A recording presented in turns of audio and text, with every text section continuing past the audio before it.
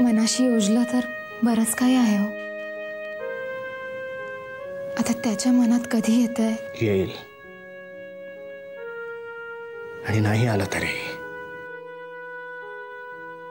नावं तीच राहतील. फक्त मधुसूदन आणि बाळकृष्णाच्या नावापुढे महादेवाऐवजी सदाशिव किंवा दीनानाथ शास्त्री ही नावं लागतील. पण ती मुलं असतील या महादेव शास्त्रीचीच.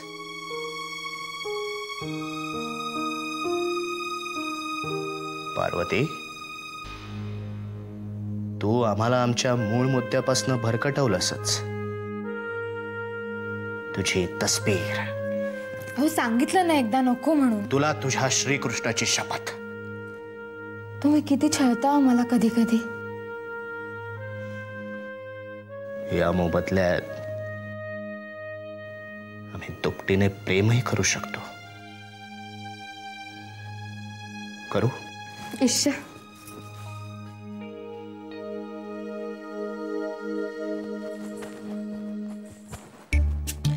दिनू, एक विचारू? विचार ना. पण तू कोणाला सांगणार नाहीस ना? नाही सांगणार. आधी विचार तर खरं. त्या पलीकडच्या डोंगरावर तू कधी गेलायस? काय? त्या डोंगरावर? वेडबीड लागलाय का तुला? का रे? तिथे केवढं दाट जंगल आहे, खूप मोठ्या मोठ्या गुफा आहेत आणि मी ऐकले तिथे माणसं हरवतात. पण हे तू सगळं का विचारतेस? काही नाही रे, काल संध्याकाळी त्या डोंगराच्या माथ्यापासून धूर येताना दिसला मला काही कळलं नाही ना म्हणून विचारलं. मी परवा दामोदर दादा आणि महादेव दादाचं बोलणं ऐकलं, तेव्हा मला कळलं की तिथे भैरवकालीचं देऊळ आहे. देवीचंच देऊळ आहे ना, तर सगळे का घाबरतात तिकडे जायला? काही कळत नाही. पण त्या डोंगराचा विषय काढला ना की कोणीही धड उत्तर देत नाही. पण एवढं मात्र नक्की, सगळे घाबरतात.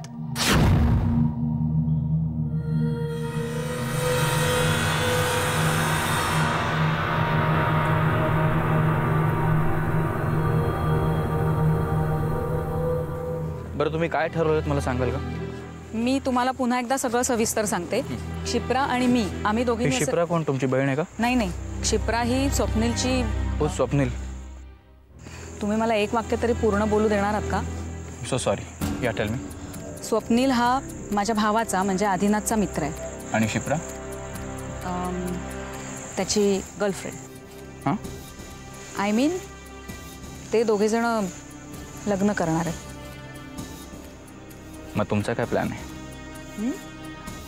तुमच्या दोघींचा काय प्लॅन आहे? हां, तर आम्ही असं ठरवलंय की क्षिप्रा काहीतरी कारण काढून सुलेखाला भेटणार, तिच्याशी जवळीक साधण्याचा प्रयत्न करणार आणि यातूनच आपल्याला जी माहिती हवी आहे ती आपल्याला मिळेल असं आम्हाला वाटतंय. तुम्हाला जितकं सोपं वाटतं तितकं हे नाही आहे.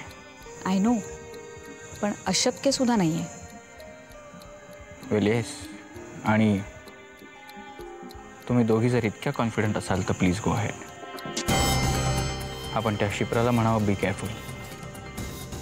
Sulekha is very smart. छोटीशी चूक सुद्धा खूप महागात पडू शकते. आणि आपल्याला अजून एक निखिल नको, इजंट इट?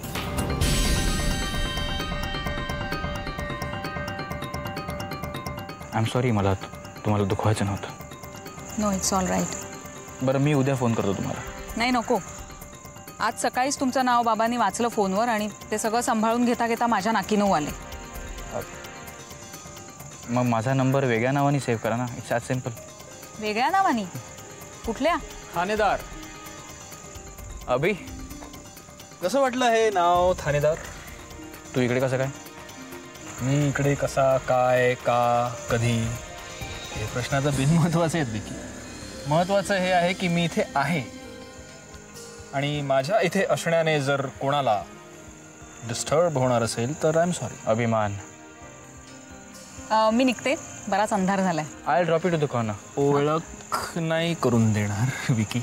ओ या शुअर. प्रिया, ही इज अभिमान, my friend. Abhiman. Priya. Priya? Priya Shastri. You don't worry, मी जाते. बाय. You take care.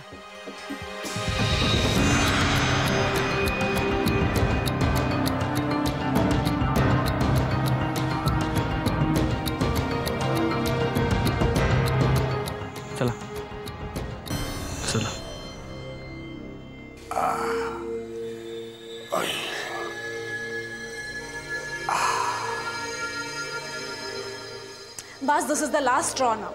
काय म्हणली? आज जवळ गेलोच होतो आपण. ते तू कशाला सांगाय पाहिजे? मला म्हाताऱ्याला विचार. अगं हे माझं वय आहे का उचलकूट करायचं? दिवसभर नाक्यावर त्या वाण्याच्या दुकानाच्या फळकुटावर बसून होतो. शेवटाला त्याच्या फळीवरचा पाव चोरून खाल्ला. तू चोरी केलीस? मग काय करू? पोटात येताळ गोंधळ घालत होता. जबर आहे ग, तू तुझ्या भरी बरोबर त्या बाळ्या बरोबर पोक्का सोडत होती. मग आणखीन काय करायला हवं होतं मी? सांग ना. ए ओरडाओरडा करू नका, त्याने काय होणार नाही. ते डोक्याचे तुकडे पडण्याची वेळ आलीये. कुसुमात त्याला कसं बसं फसवलं. अभिमानलाही चांगलं मॅनेज केलंय मी, पण हे सगळे असे वरचे वर इथे यायला लागले ना तर नाही. सोपान, तुझं इथे राहणं धोक्याचं आहे. काय मग कुठं पाठवतीस मला? पुन्हा वाड्यावर झाडून देतेस? दे म्हणजे तो तिथे ना दोरावर वाळत घालील मला. वाड्यावर कशाला?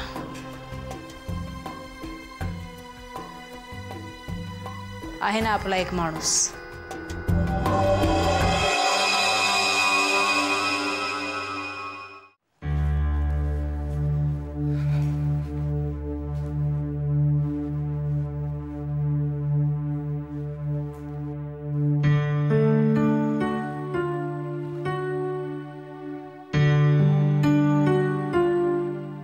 काय झालंय? काही नाही, तसं काही विशेष नाही.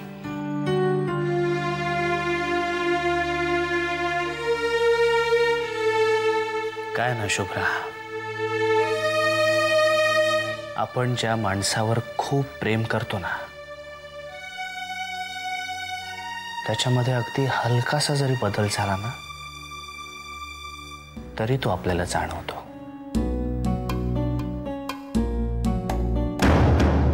तो डॉक्टरांकडनं आल्यापासून मी पाहतोय खूप डिस्टर्ब आहेस. जेवणाकडेही लक्ष नव्हतं तुझं. काय झालंय? मला सांगण्यासारखं नाहीये का?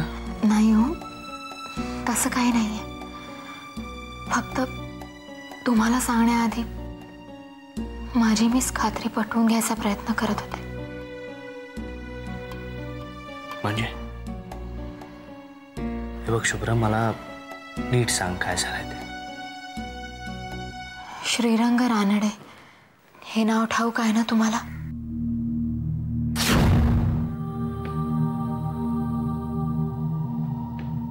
श्रीरंग रानडे माझा श्रीदादा. तेव्हा आमच्या वसई गावात पुलाचं बांधकाम सुरू होतं. कॅप्टन चार्ल्स स्मिथ नावाचा ब्रिटिश अधिकारी त्या बांधकामाचा मुख्तार होता. श्रीदादा त्याचा सहाय्यक म्हणून या गावात आला. हो,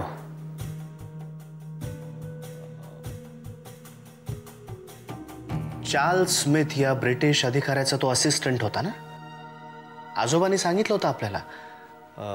त्यानेच आपल्या वाड्याचा आणि पार्वती आजीचा फोटो काढला होता. त्याचं काय? आज डॉक्टर सामंतांकडे भूतकाळातले आणखी काही प्रसंग आठवले आणि सगळ्यात महत्त्वाची गोष्ट, डॉक्टर सामंतांना सुद्धा त्या काळातल्या काही गोष्टी आठवतायत आणि त्यांना दिसलेल्या आणि मला दिसलेल्या घटनांचे संदर्भ तंतोतंत जुळले. काय म्हणजे श्रीरंग रानडे आणि डॉक्टर विराज सामंत? आणि आज इतक्या वर्षांनी तुमच्या रूपानं तो पुन्हा डोळ्यासमोर आलाय. डॉक्टर सामंत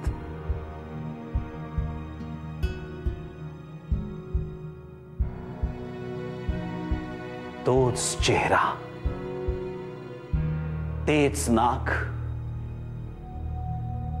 आणि मुख्य म्हणजे तेच निळेशार डोळे.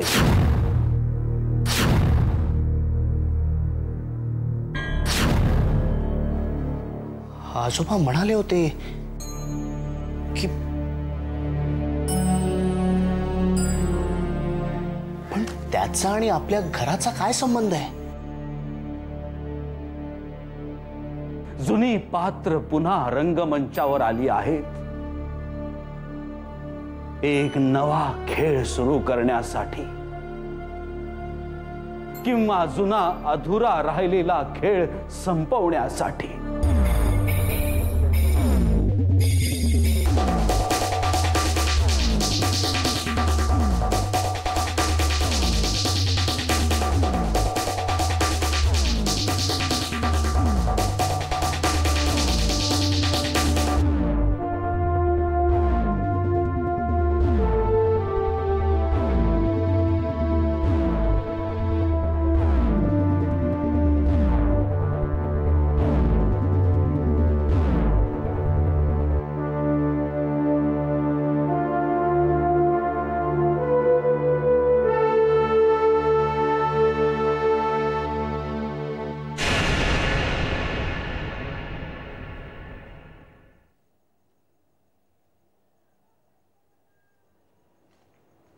प्रिया शास्त्री,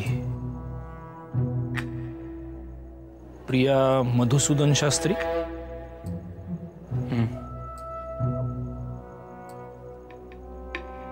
तुला सापडली नाही दुसरी कोण? म्हणजे ज्या मुलीनं सुलेखावर सगळ्यांसमोर खुनाचा आरोप लावला ती तुझी गर्लफ्रेंड आहे असं तुला वाटतंय? चुकीचं वाटतंय का मला? हो. माझ्या मोबाईलवर फोन करू नकोस. आज बाबांनी तुझं नाव पाहिलं. त्यांना सावरता सावरता माझ्या नाकी नऊ आले. You take care. I just drop you round the corner. हे का गर्लफ्रेंड बॉयफ्रेंड मधलं कन्व्हर्सेशन नाही आहे तर मग दुसरं काय आहे? अभि तुझा रेफरन्स टू कॉन्टेक्स्ट चुकलाय असं काही नाहीये. मग का भेटतोस तू माझ्या बापाच्या शत्रूच्या मुलीला? माझं काम आहे तिच्याकडे. काय काम आहे? तुला नाही सांगू शकत.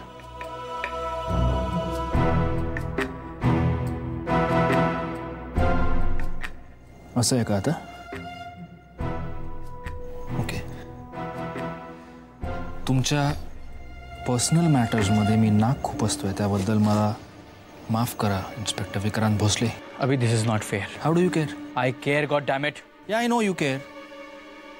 You care for Priya Shastri, Priya Madhusudan Shastri.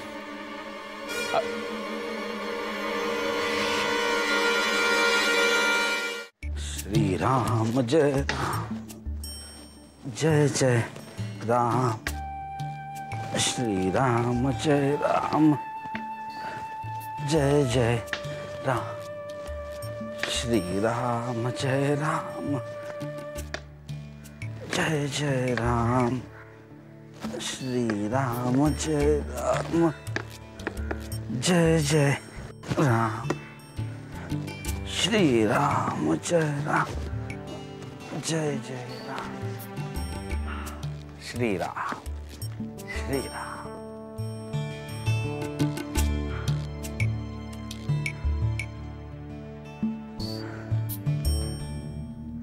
ओम भूर्भुवः स्वः.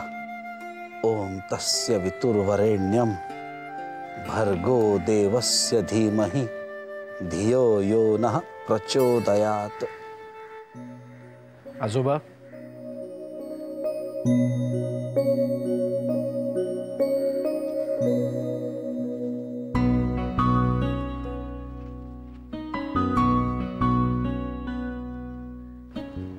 नमस्कार.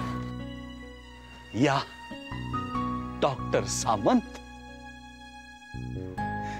शेवटी तुम्ही आलातच. माझी खात्री होती एक ना एक दिवस तुम्ही नक्की परत येणार.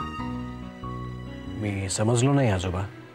त्या मागचं कारण तुम्हाला चांगलंच ठाऊक आहे डॉक्टर सामंत. म्हणजे मी तुम्हाला आदिनाथाबरोबर पहिल्यांदा पाहिलं तेव्हाच मला या सगळ्याची साधारणपणे कल्पना आली होती. तुमचं आदिनाथ आणि शुभ्राच्या आयुष्यात पुन्हा येणं हा निव्वळ योगायोग नाहीये. त्या मागे त्याही पेक्षा वेगळं काहीतरी कारण आहे. नियतीच्या या खेळात तुम्ही एक पात्र बनून आला आहात डॉक्टर सामंत. मला एक कळत नाही आजोबा, तुमच्या शास्त्री घराण्याचा इतिहास, मिस्टर शास्त्रींना होणारे भास आणि माझा काय संबंध असू शकतो? तुमचा नसेल पण श्रीरंग रानडेचा आहे. पण त्याचा आणि या घरात जे काही घडलं त्याचा काय संबंध असू शकतो? ते मला तुम्हाला नीटसं सांगता येणार नाही, कारण तेव्हा मी खूप लहान होतो हे सगळं समजण्यासाठी. मला एवढंच ठाऊक आहे की श्रीरंग रानडेची आणि आमच्या महादेव दादाची खूप चांगली मैत्री होती. ते मला माहिती आहे आजोबा, मी ते सगळं माझ्या स्वतःच्या डोळ्यांनी पाहिलंय. म्हणजे तुम्ही देखील रेषेच्या या बाजूला आलात तर, म्हणजे तुमचाही पुनर्जन्मावर विश्वास आहे. माझा विश्वास आहे की नाही हे आत्ता महत्वाचं नाही आजोबा. मला हे जाणून घ्यायचं आहे की श्रीरंग रानडे म्हणून तुमच्या कुटुंबाशी माझा आलेला संबंध कसा काय तुटला, आणि आता डॉक्टर विराज सामंत म्हणून पुन्हा तो कसा काय जुळला. या मधल्या काळात नक्की काय झालं आजोबा? गेली अनेक वर्ष मी या प्रश्नांची उत्तर शोधण्याचा प्रयत्न करतो आहे.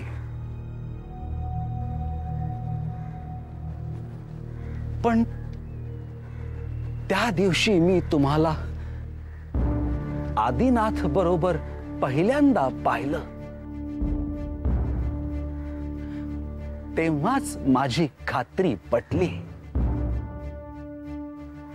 की भूतकाळात दडलेल्या अनेक प्रश्नांची उत्तरं आता सापडायला लागलेली आहे.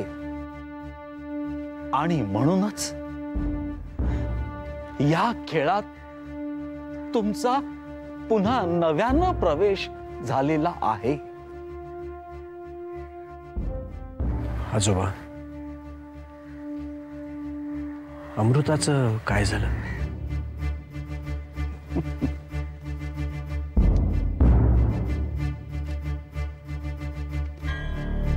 छबू ती नेहमी मला चिडवायची की तिचा श्रीरंग काका तिच्या वाढदिवसाला तिला एक दुचाकी घेऊन देणार आहे. पण तिचा तो वाढदिवस कधी आलाच नाही.